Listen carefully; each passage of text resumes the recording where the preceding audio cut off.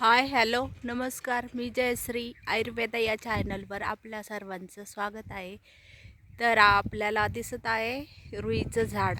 तर आज आपण या रुईच्या झाडाचे फायदे काय ते बघणार आहोत.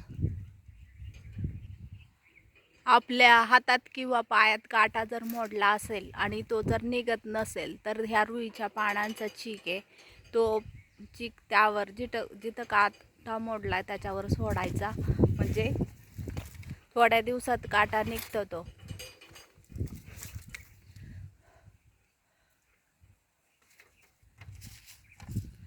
तर दुसरा उपयोग असा आहे, ह्या रुईचं जे पिकलेलं पान असतं पिवळ्या पिवळ्या कलरचं, बघा तुम्हाला दिसतंय का याच्यामध्ये, असं पिवळ्या कलरचं जे पान असतं ना ते, त्याला तूप लावून तव्यावर थोडंसं गरम करायचं आणि त्याचा रस काढून कान दुखत असेल तर कानात घालायचा. असं 2-3 वेळा केल्यावर कान दुखायचा राहतो.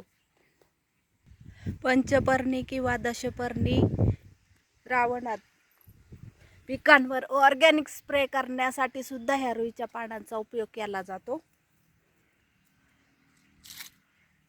आणि पांढऱ्या रुईची फुलं जी असतात त्या रुईची फुलं वाळवून त्याची पावडर करून थोडीशी गरम करायची फुलं ती, आणि त्याची पावडर करून 2 चिमूट मधासोबत घेतल्यावर दम्याचा त्रास जो असतो तो कमी होतो. आणि 5वा उपाय,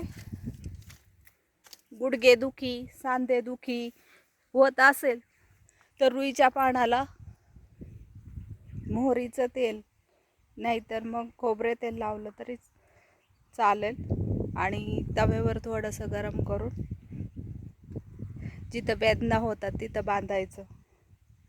बांधल्यावर सांधेदुखी गुडघेदुखी कमी होते. तर व्हिडिओ आवडत असेल तर चॅनलला लाईक शेअर करा, सबस्क्राईब करा. थँक्यू.